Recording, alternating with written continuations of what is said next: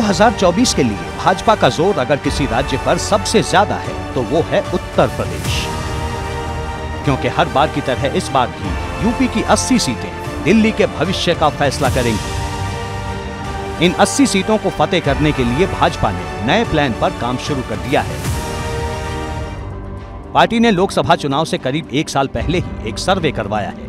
ये इंटरनेट सर्वे सांसदों के कामकाज की रिपोर्ट पर आधारित है। इस सर्वे की रिपोर्ट आने के बाद एक नई जानकारी भी सामने आई है। सूत्र बताते हैं कि भाजपा 18 से 20 सीटों पर अपने प्रत्याशी बदल सकती है। ये ऐसे सांसद हैं जिनकी रिपोर्ट ठीक नहीं पाई गई है। जिन सांसदों की उम्र 75 साल से ज्यादा हो चुकी है उन्हें भी बदला जा सकता है। कई ऐसे सांसद हैं, कुछ लोगों की उम्र 75 पार हो गई है, कुछ लोगों को परफॉर्मेंस के आधार पर इस बार बीजेपी बदल सकती है। यानी पार्टी ने अपना जो इंटरनल सर्वे कराया है उसकी रिपोर्ट के आधार पर तैयारी फिर है कि जो विधायक हैं उन्हें चुनाव मैदान में उतारा जाए, सरकार में जो मंत्री हैं उन्हें चुनाव मैदान में उतारा जाए। और इसके लिए बीजेपी ने अपने सांसदों का भी उनका क्या फीडबैक है, जनता के बीच उनकी लोकप्रियता क्या है, इसको लेकर भी सर्वे कराया है। चर्चा तो इस बात की भी है कि भाजपा इस बार यूपी सरकार के कुछ मंत्रियों को भी लोकसभा चुनाव में उम्मीदवार बना सकती है। हालांकि ऐसा पहली बार नहीं जब मंत्रियों को लोकसभा चुनाव में उम्मीदवार बनाया जाए। 2019 में जब लोकसभा चुनाव हुए थे तब भी यूपी के 5 मंत्रियों को उम्मीदवार बनाया गया था, जिनमें से 4 ने जीत हासिल की थी। अब किस सांसद का टिकट कटने वाला है ये तो भविष्य के गर्भ में है, लेकिन इसका इशारा कई जगहों से आ रहा है। भाजपा का एकमात्र लक्ष्य यही रहता है कि किसी भी चुनाव को किसी तरह जीता जाए। इस बार चर्चा ये भी है कि कई विधायक फिर से लोकसभा चुनाव लड़ सकते हैं। हालांकि ऐसा पहले भी कई बार हुआ है।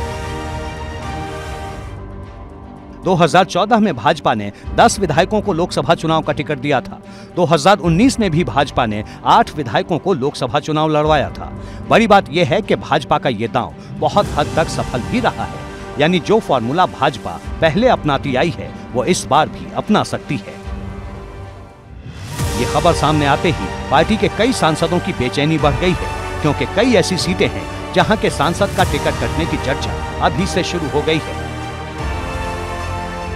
चर्चा है कि कानपुर से सतीश महाना या दिनेश शर्मा को चुनाव लड़वाया जा सकता है। बरेली सीट से भी किसी मौजूदा विधायक को टिकट दिया जा सकता है। सहारनपुर सीट पर भी मौजूदा विधायक का नाम चर्चा में है, जबकि बिजनौर सीट पर संगठन का कोई पदाधिकारी चुनाव लड़ सकता है। इसी तरह मेरठ में भी किसी विधायक पर आलाकमान भरोसा जता सकता है। वहीं गाजियाबाद से साहित्य जगत से जुड़े बड़े व्यक्ति को मैदान में उतारा जा सकता है। बाराबंकी सीट से पार्टी के प्रदेश महामंत्री प्रियंका रावत को टिकट देने की चर्चा है, जबकि देवरिया सीट से विधायक शलभमणि त्रिपाठी का नाम आगे चल रहा है। इसी तरह धौरहरा से मंत्री जितिन प्रसाद फिर से सांसद का चुनाव लड़ सकते हैं, जबकि श्रावस्ती से जिला पंचायत अध्यक्ष दद्दन मिश्रा रेस में दिखाई दे रहे हैं। बहराइच सीट पर पूर्व राज्यसभा सांसद जुगल किशोर को लेकर चर्चा गर्म है। वहीं राकेश सचान को कानपुर देहात या फतेहपुर से टिकट देने की बात हो रही है। बांदा में भी किसी मंत्री या मौजूदा विधायक को उतारने की खबरें जोर पकड़ रही हैं।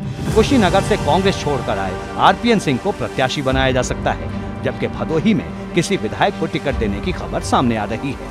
मथुरा सीट पर श्रीकांत शर्मा को भाजपा प्रत्याशी बनाया जा सकता है, जबकि प्रयागराज से किसी मंत्री या फिर सिद्धार्थनाथ सिंह का नाम रेस में है। इसी तरह हाथरस से किसी मौजूदा विधायक को टिकट देने की चर्चा है, जबकि बदायूं सीट से पार्टी के ही किसी विधायक को लोकसभा चुनाव लड़वाया जा सकता है। जौनपुर में खेल मंत्री गिरीश यादव को पार्टी उम्मीदवार बना सकती है। हमीरपुर से किसी एमएलसी को चुनाव मैदान में उतारा जा सकता है और फूलपुर से भी किसी विधायक पर भरोसा जताया जा सकता है। यानी पूर्वांचल से लेकर पश्चिमी यूपी तक भाजपा बड़ी रणनीति के तहत लोकसभा चुनाव में उतरना चाहती है, क्योंकि 2019 में भाजपा गठबंधन का जो सफर 64 सीटों पर थम गया था उसे सभी 80 सीटों तक लेकर जाना है।